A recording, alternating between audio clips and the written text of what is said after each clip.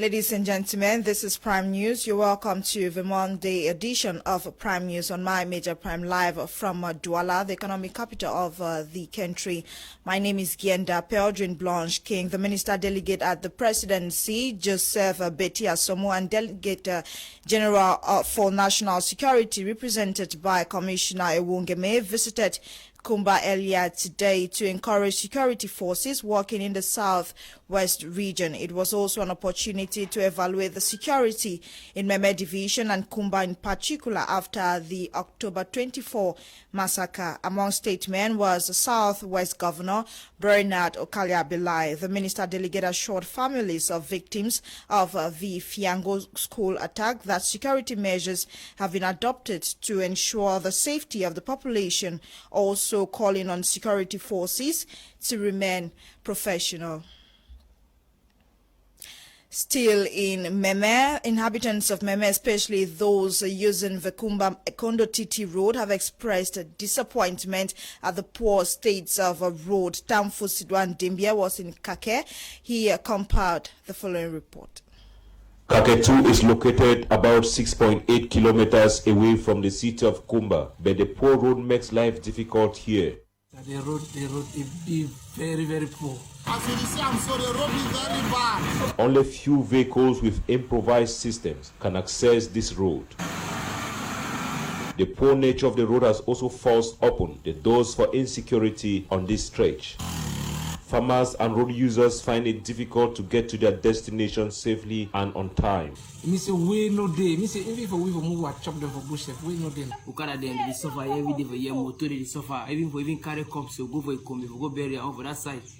Now wahala. Most people think that the government should bounce back on the project to construct this road following the triennial development plan, which saw the start of the road project in 2016, but was stopped by the armed conflict in the northwest and southwest regions of Cameroon.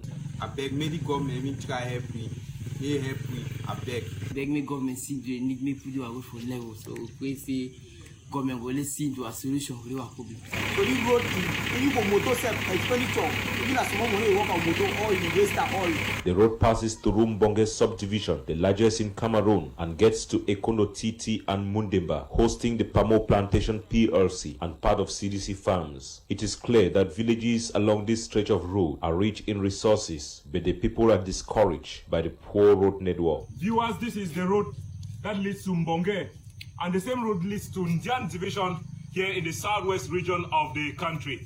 This road leads also to Bongongo, which is the Prime Minister's village. The road is quite inaccessible. The population here, they are suffering because of this stretch of road. I want to let you know that there are so many farmers who cannot remove their farm produce to town or to the various market just because of the inaccessibility of this stretch of road. Tamfu Sidwan Dimbie, my media prime, Kake, Kumba 1 subdivision. And on this sad note, a young man whose name we got as Sule Wubeni Peter, aged 23 years, has been confirmed dead. He was consumed by fire in his house. Sule recently relocated to Bamenda 2 months ago, as our reporter from the Northwest region, Charles Kebwa, tells us in the report that follows. A young private security guard by name Sule Welbani Peter from the North region of Cameroon, who recently took residence in Bamenda 2 months ago, today 9th November, was consumed to death by fire, according to eyewitness at the behind Ruta Cinema neighborhood in Bamenda. So one year while we sleep for us, I told you we and Sule don't come. Our years and Sule don't come, we so I years don't come. I sleep me back again. We made the break. I became my house. I never really wake up today for bed because today the dinner Sunday. So now I want to come and say, I hear a fire. The color of fire. I want to come away. Fire don't catch me on the. So I need plenty for the private security guard, whose second business or job is selling of illegal fuel, popularly called Ofingi, returned home this morning after his official night duty at about 6 a.m. while his friend with whom they live together had prepared food on a stove to be consumed in the course of the day. As usual, Peter decided to concoct his illegal fuel, mixing the fuel inside his room with the door locked, as explained by the friend. Oui, on mettait le réchaud. On voulait préparer la bouillie. Et c'est après qu'il voulait aussi mélanger ses essences. En mélangeant, il fermait la porte. Je lui ai dit que non, Peter, quand le feu ne s'entend pas avec la flamme.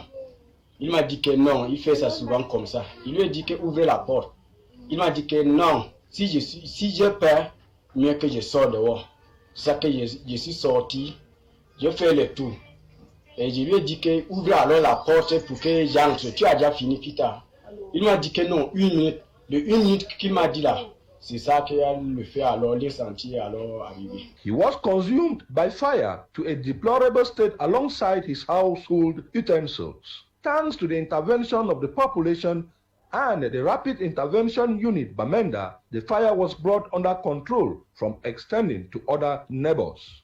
An autopsy was done on the mortals by the State Council chamber and handed over to the Bamenda City Council for burial.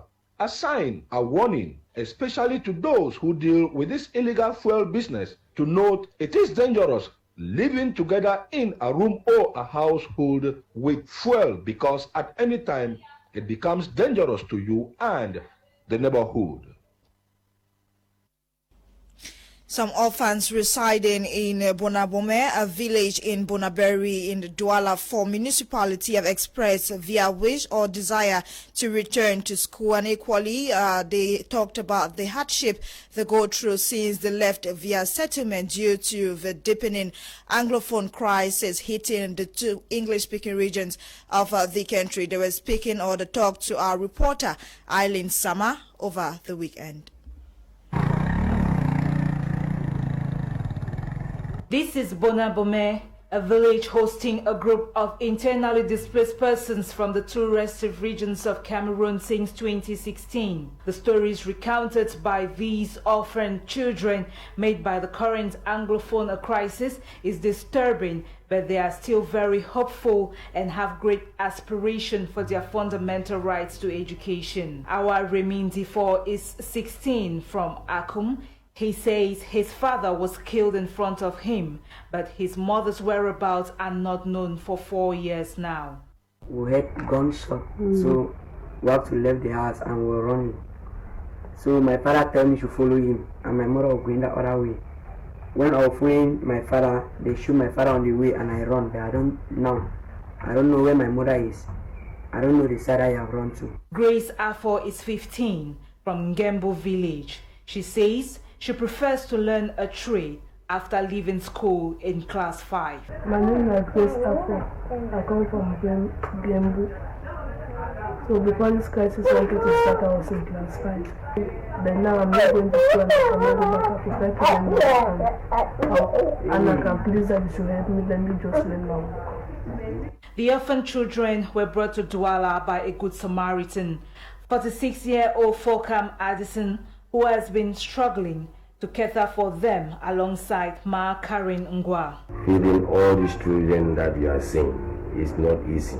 It's the grace of Mama and the other people that you can see managing with all the children. We were in the bush, we were hiding. Thank God that we are alive because I've lost my wife and the other children have also lost their parents. They don't know if they have lost their parents or whatsoever, but they have lost their parents. Mr. Fcfa Addison, who lost his wife in the course of the crisis, is now left to parent his 2 kids without their mother, alongside a tutu whom he picked in the bush, still a baby of about 2.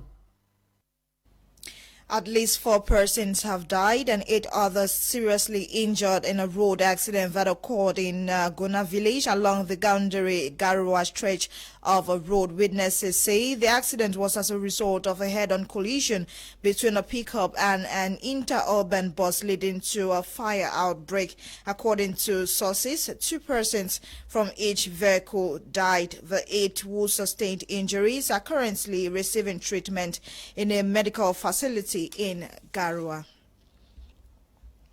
And on to something else. 7 persons, including Cameroonians and Beninese, have been arrested in the Charles de Gaulle airport. Recently, they are believed to have sold more than 200 fake COVID-19 negative test results. They were arrested after a series of investigations carried out. Audrey Zatsa tells us more in the following report.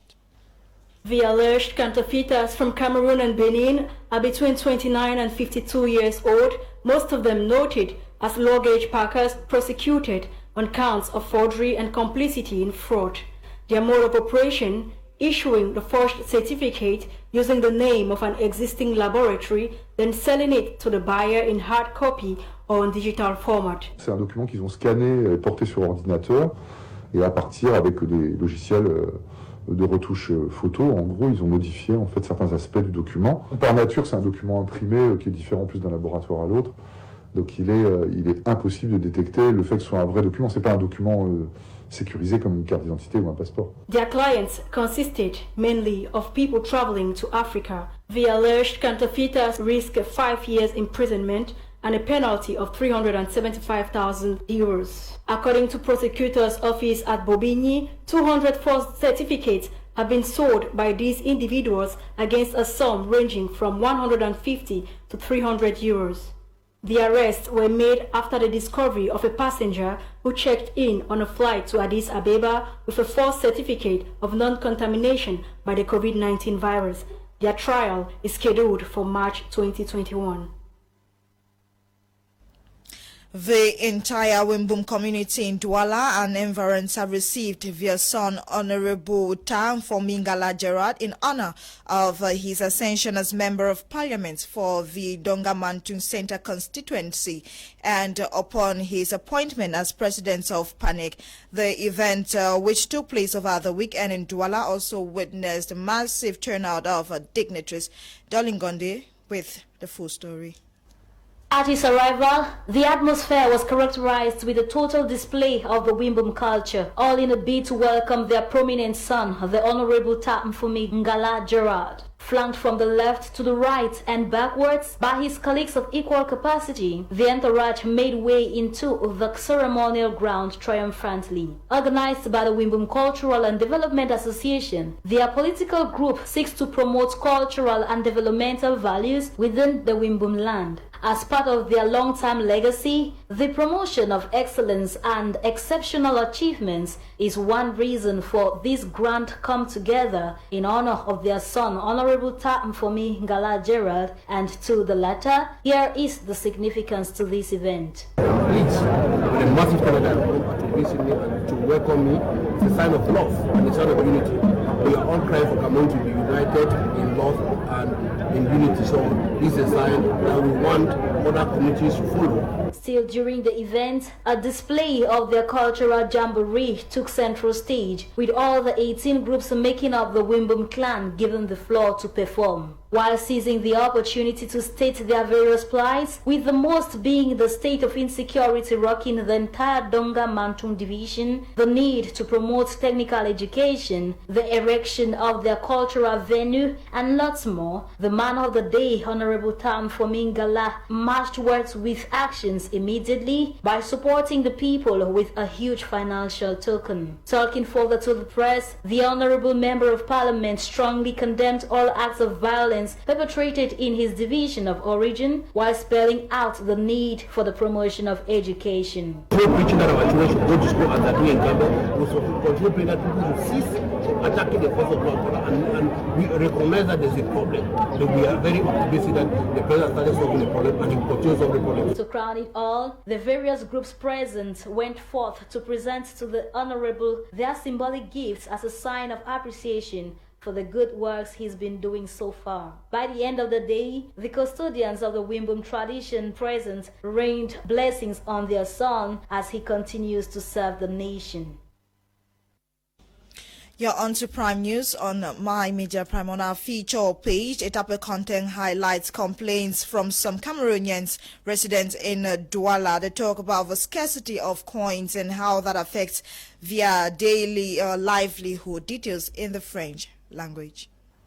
Le manque d'organisation des usagers et la politique de vente beaucoup seraient à l'origine de la pénurie de pièces de monnaie. Sinon, malgré la fermeture des machines chinoises, taxées de collectrices de pièces pour les jeux de hasard, qu'est-ce qui aurait expliqué l'immortalité de la rareté des pièces de monnaie? Lorsque tu as ta monnaie, tu sais comment gérer ta monnaie en fonction de tes ventes, en fonction de ta journée.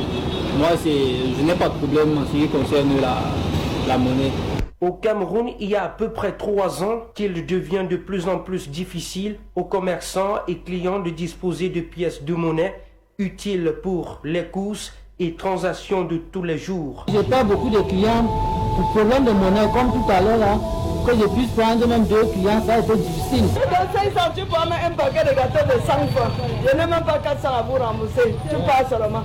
Il y a des jours où on sort comme ça, on rentre sans rien parce qu'on manque de la monnaie. Les autorités des pays membres de la CEMAC devraient mener les enquêtes sur l'ampleur de ce phénomène afin de se doter des moyens pour le circonscrire.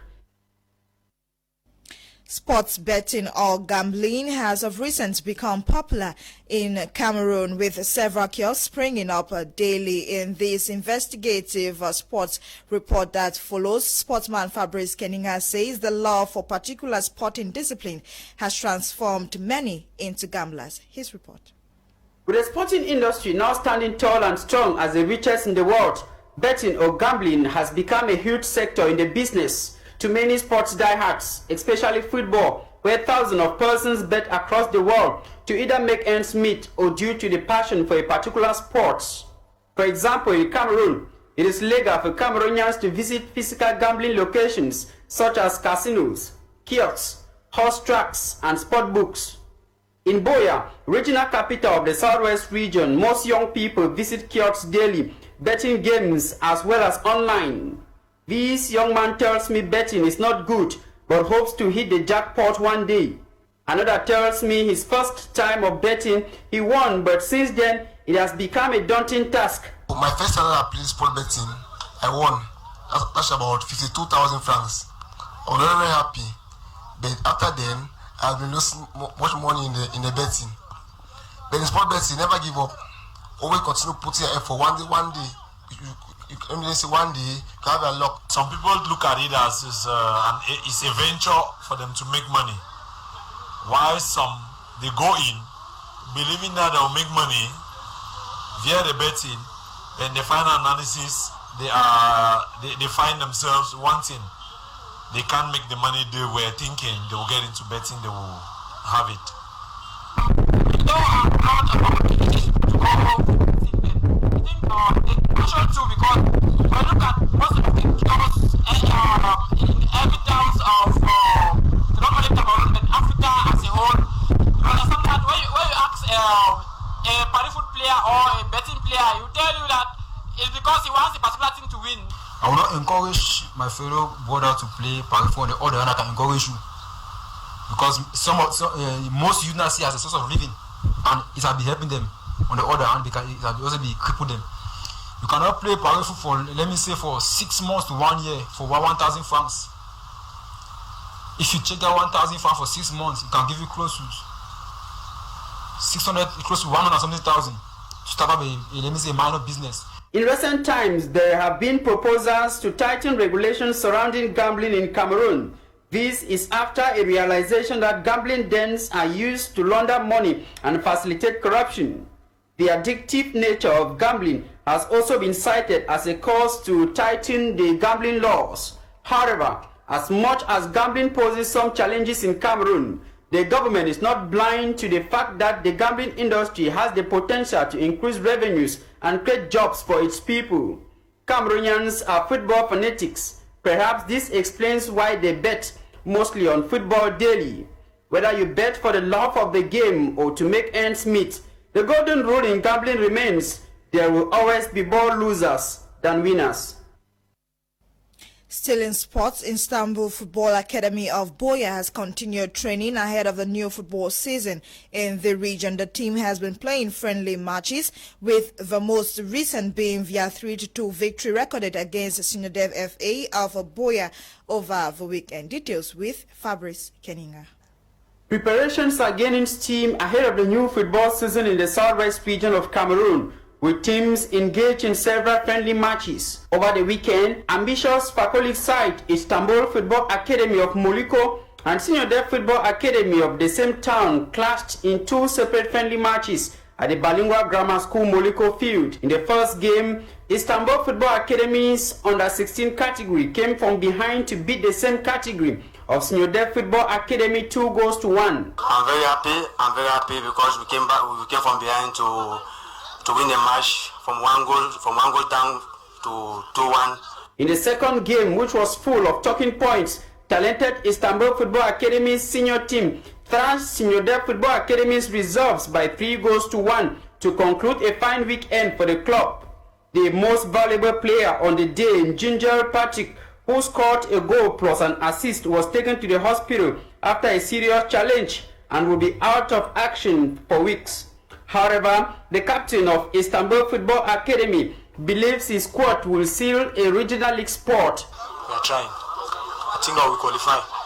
To the coach, it was a good day at work. I'm satisfied because my children play well, not because of the scores, but because they played well, and I believe it is a good game. We have done what the essentials, and we'll just still keep on training so that we'll really prepare our championship. In spite of the defeat, the coach of Senior Dev Football Academy on the day was pleased with the output of his team B. They're in the learning stage.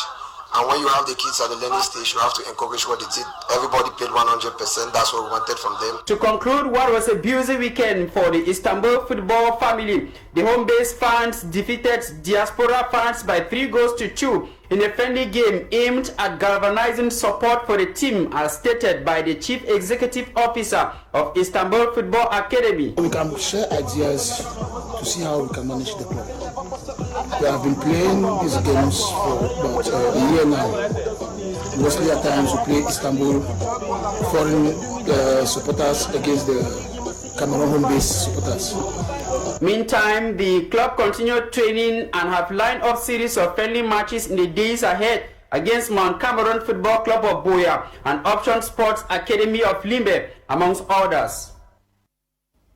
That ends today's edition of Prime News on My Major Prime. Thanks for being a part. Join us tomorrow 6:30, God willing, for another edition of Prime News on My Major Prime. My name is Gienda Belgian Blanche King. The news was produced by Ewan Airline Nolinga, coordinated by Faith Tata Bernier. Until we meet again tomorrow, stay tuned to My Major Prime at 7 p.m. Prime Hour will be live with Leonard. Enjoy and happy viewing. Good night.